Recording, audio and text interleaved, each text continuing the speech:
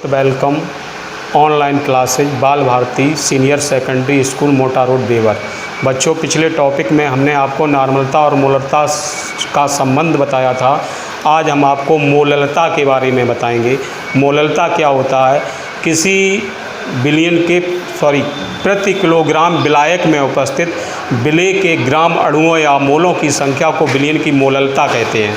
क्या होता है मोललता? प्रति किलोग्राम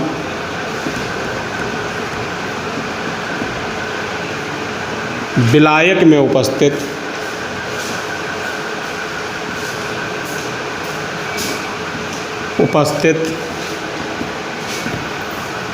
विलेय के ग्राम अणुओं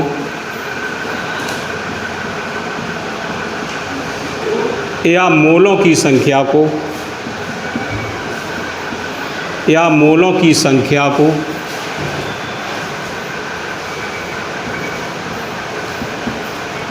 विलयन की मोललता कहते हैं। विलयन की मोललता कहते हैं। मोललता कहते हैं। इसे स्मॉल m से व्यक्त करते हैं। स्मॉल m से व्यक्त करते हैं। मोललता बराबर हो जाता है विलेय के मोलों की संख्या बटे विलायक का किलोग्राम में भार। मोलों की संख्या बराबर होता है भार बटे अणुभार।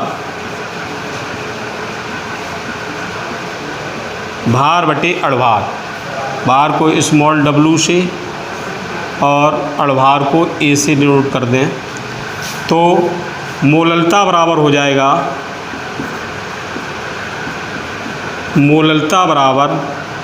स्मॉल w बटे a, और विलायक का किलोग्राम में भार को हम कैपिटल W से डिनोट करते हैं बटे W हो गया।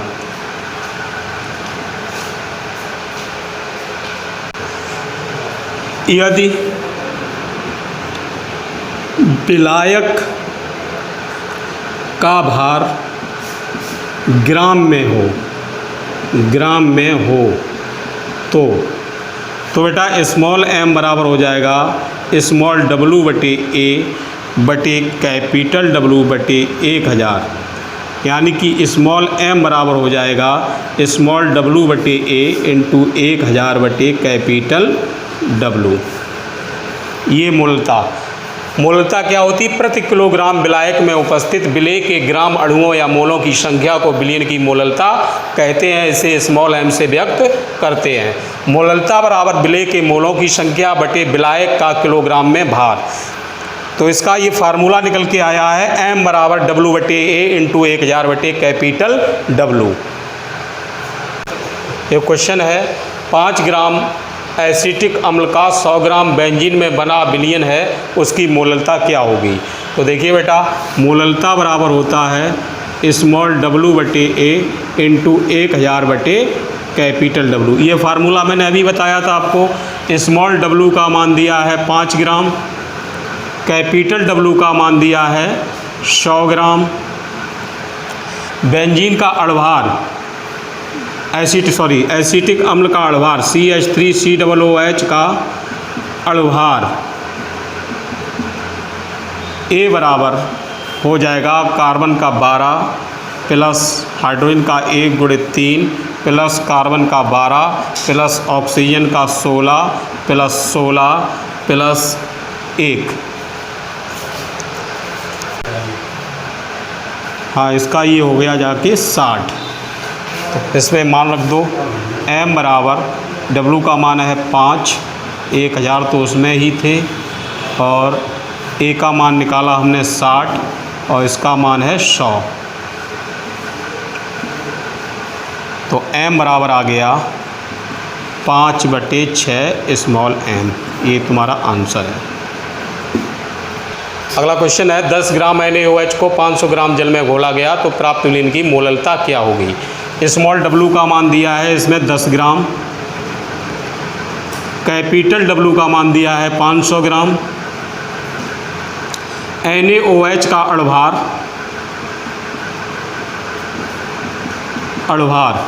Na का परमाणु भार होता है 23, ऑक्सीजन का 16, हाइड्रोजन का 1, ये बराबर हो गया 40। तो A का मान आ गया आपका 40 और स्मॉल m बराबर ज्ञात करना है। स्मॉल m बराबर होता है W/A इंटू 1000 बटे कैपिटल W। तो स्मॉल m बराबर हो जाएगा स्मॉल W का मान 10, A का मान 40, 1000 और कैपिटल W का मान 500, 2, 20 यानी कि m बराबर आ गया 1/2 बराबर 0.5 m। भैया हम आप लोगों को अब नार्मलता समीकरण के बारे में बता रहे हैं। नार्मलता समीकरण होता है N1V1 बराबर N2V2, N1V1 बराबर N2V2। इससे संबंधित क्वेश्चन देखिएगा। N/2 NaOH के 500 ml में कितना जल मिला दें। 500 ml में कितना जल मिला दें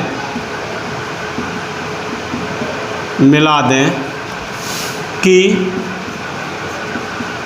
प्राप्त विलयन की नार्मलता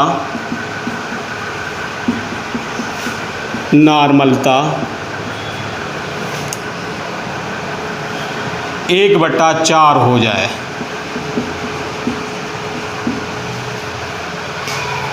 तो देखिए बेटा N1 का मान है कितना 1/2, N2 का मान ज्ञात करना है, सॉरी हाँ N2 का मान दिया है 1/4, B2 का मान ज्ञात, B1 का मान दिया है यहाँ पे कितना 500 ml और B2 का मान ज्ञात करना है। देखिएगा N1 का मान 1/2 और B1 का मान 500 बराबर N2 का मान दिया है 1/4 और B2 का मान ज्ञात करना है। तो भैया B2 बराबर हो जाएगा 1/2 गुणित 500 गुणित 4, 2 दूनी 4। तो B2 बराबर आ गया आपका 1000 ml। ये आंसर नहीं है। अब पहले जल था कितना 500 ml और B2 का मान निकल के आया 1000 ml। मिला हुआ जल कितना हो गया, मिला हुआ जल बराबर 1000, प्रारंभिक मात्रा का जो आयतन था वो 500 ml था, 500 बराबर आ गया 500 ml। एक क्वेश्चन है N/5H2SO4 के 500 ml, N/2 HCl के 200 ml, N/4 HNO3 के 100 ml को अगर आपस में मिला दिया जाए तो जो प्राप्त मिश्रण होगा, जो प्राप्त विलयन होगी, उसकी नार्मलता क्या होगी। तो बेटा नार्मलता समीकरण अभी मैंने तुम्हें बताया था N1V1 बराबर N2V2। इसी का एक रूप और होता है NV बराबर N1V1 plus N2V2 plus N3V3। जितने भी एक जैसे यौगिक होने चाहिए। अगर सभी अम्ल हैं तो अम्ल होगा, अगर सभी क्षार हैं तो क्षार है। देखिए इनका सबका टोटल कितना हो गया, जाके आयतन का N तो निकालना ही है, 5 2 7 7 और 1 800 इंटू 800। N1 का मान कितना है 1/5, B1 का मान कितना है 500 प्लस N2 का मान कितना है 1/2 इंटू B2 का मान है 200 प्लस N3 का मान कितना है 1/4 इंटू 100, 5 500 125। तो N इंटू 800 बराबर हो गया 100 225। तो N बराबर हो गया 225/800। 5 से काट दो, 5 चौको 20 और 5 पंचे 25, बन गया। तो ये आगे आ गया 45/160, 5 नेम 45, 5 तियाँ 15, 5 दूनी 10 बराबर 9/32 n।